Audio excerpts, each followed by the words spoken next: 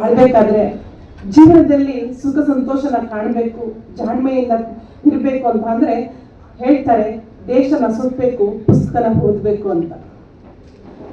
ಬಹುಶಃ ಪ್ರಶಾಂತ್ ಅವರು ದೇಶನ ಸುತ್ತಿದ್ದಾರೆ, ಪುಸ್ತಕಗಳನ್ನ ಓದಿದ್ದಾರೆ. ಆದ್ರಿಂದ ಈ ಒಂದು ದಿನ ನಮಗೆ ಒಂದು ಆಸ್ತಿನ ನಮ್ಗೆಲ್ಲರಿಗೂ ಕೊಟ್ಟಿದ್ದಾರೆ. ಈ ಪ್ರಶಾಂತ್ ಅವರ ಜೀವನದಲ್ಲಿ ಇದೊಂದು ಮೈಲುಗಲ್ಲು.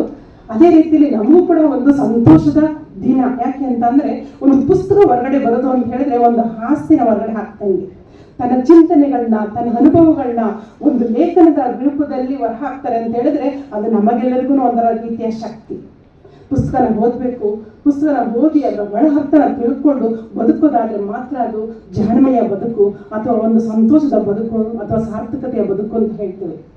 ಜೀವನದಲ್ಲಿ ಪುಸ್ತಕ ಓದದೇ ಇರೋರು, ವಿಷಯಗಳನ್ನ ತಿಳ್ಕೊಳ್ದೇ ಇರೋರು, ಜ್ಞಾನನ ಬೆಳೆಸ್ಕೊಳ್ದೇ ಇರೋರು ಬದುಕಲಿಕ್ಕೆ ಸಾಧ್ಯವಿಲ್ಲ. ಸಂತೋಷವಾಗಿ ಬದುಕಲಿಕ್ಕೆ ಖಂಡಿತವಾಗ್ಲೂ ಸಾಧ್ಯವಿಲ್ಲ.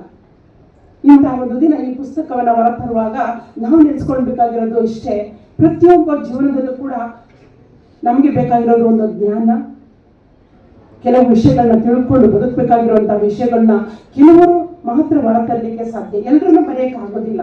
ಎಲ್ರಿಗೂ ಅನುಭವಗಳಿರ್ತವೆ, ಎಲ್ಲರಿಗೂ ಕೂಡ ಕನಸುಗಳಿರ್ತವೆ. ಆದರೆ ಎಲ್ಲರಿಗೂ ಕೂಡ ಈ ಲೇಖನನ ಹೊರತರಲಿಕ್ಕೆ ಆಗೋದಿಲ್ಲ. ಅಂಥವ್ರು ಕೆಲವರು ಮಾತ್ರ.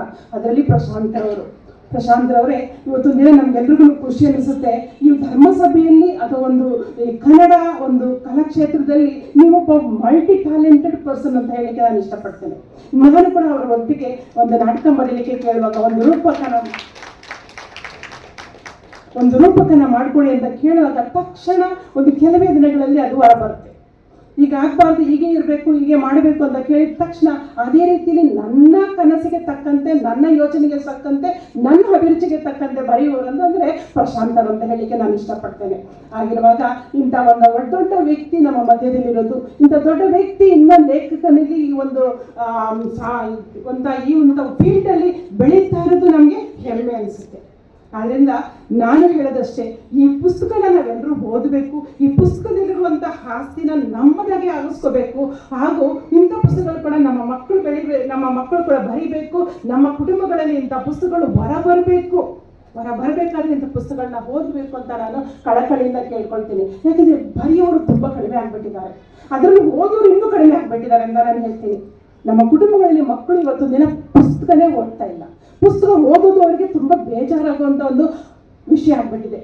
ಆದ್ರೆ ಪುಸ್ತಕ ಓದದೇ ಇದ್ರೆ, ವಿಷಯಗಳನ್ನ ಕಲಿತಾ ಇದ್ರೆ ಮುಂದೆ ಬರಲಿಕ್ಕೆ ಸಾಧ್ಯನೇ ಇಲ್ಲ. ಆದ್ರಿಂದ ನನ್ನ ಪ್ರೀತಿಯ ಬಾಂಧವರೇ, ಇಂತಹ ಒಂದು ವಿಶೇಷವಾದಂತಹ ಈ ಒಂದು ಘಟನೆಯಲ್ಲಿ ನಾವೆಲ್ಲರೂ ತಿಳ್ಕೊಳ್ಬೇಕಾಗಿರೋದು ಅಷ್ಟೇ, ನಾವು ಓದಬೇಕು, ನಮ್ಮ ಮಕ್ಕಳು ಕೂಡ ಓದಬೇಕು. ನಮ್ಮ ಮಕ್ಕಳು ಓದಿ ನಮ್ಮ ಮಕ್ಕಳು ಕೂಡ ಅಂತ ವಿಷಯಗಳನ್ನ ಹೊರ ಹಾಕಬೇಕು. ಲೇಖನಗಳ ಮೂಲಕ ಮಾತ್ರ ಒಂದು ಆಸ್ತಿ ಉಳ್ಕೊಂಡು ಹೋಗುತ್ತೆ, ಮಾತಾಡೋದು ಹೋಗ್ಬಿಡುತ್ತೆ. ಪುಸ್ತಕದಲ್ಲಿ ಬಂದಾಗ ಅದು ನೂರಾರು ವರ್ಷಗಳು ಅದು ಬೆಳ್ಕೊಂಡು ಬರ್ತದೆ. ಓದಲಿಕ್ಕೆ ಅವಕಾಶಗಳಿರ್ತದೆ, ಸಾವಿರಾರು ಜನಗಳು ಓದಲಿಕ್ಕೆ ಅವಕಾಶನ ಮಾಡಿಕೊಡ್ಬೇಕು ಅಂತ ಹೇಳ್ತಾ ಈ ಒಂದು ಪುಸ್ತಕನ ಹೊರತಂದಿರುವಂತಹ ಪ್ರಶಾಂತ್ರವರಿಗೆ ನಾನು ಅಭಿನಂದನೆ ಹೇಳ್ತೇನೆ. ಜೊತೆಗೆ ನಾನು ಕೂಡ ಅವರ ಥ್ಯಾಂಕ್ಸ್ ಹೇಳಲಿಕ್ಕೆ ಇಷ್ಟಪಡ್ತೇನೆ. ಯಾಕೆ ಅಂತಂದ್ರೆ ನಮ್ಮ ಕೆಲಸಗಳು ಕೂಡ ಅವರು ಕೂಡ ಮಾಡಿಕೊಡ್ತಾರೆ. ಎಷ್ಟೋ ಸರಿ ಹೇಳುವಾಗ ನಮ್ಮೊಟ್ಟಿಗೆ ಜೊತೆಗೂಡಿಸಿ ನಮ್ಮ ಕೆಲಸಗಳು ಕೂಡ ಅವರು ಅಚ್ಚುಕಟ್ಟಾಗಿ ಮಾಡಿಕೊಡ್ತಾ ಇದ್ದಾರೆ. ಅದರಿಂದ ನಾನು ವಂದನೆಗಳನ್ನು ಕೂಡ ಹೇಳ್ತೇನೆ.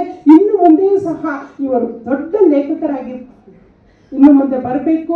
ದೇವರು ಅವರನ್ನು ಆಶೀರ್ವದಿಸಬೇಕು. ಅವರ ಜೀವನದಲ್ಲಿ ನೂರಾರು ರೀತಿಯಲ್ಲಿ ಅವರು ಸೇವೆಯನ್ನು ಮಾಡಬೇಕು, ಯಶಸ್ಸನ್ನು ಗಳಿಸಬೇಕು, ಕುಟುಂಬದಲ್ಲಿ ಸಂತೋಷ ಸಮೃದ್ಧಿ ಬೆಳಿಬೇಕು ಅಂತ ಹೇಳ್ತಾ ನನ್ನ 2 ಮಾತುಗಳನ್ನ ಮುಗಿಸ್ತೇನೆ. ತಮಗೆಲ್ಲರಿಗೂ ವಂದನೆಗಳು.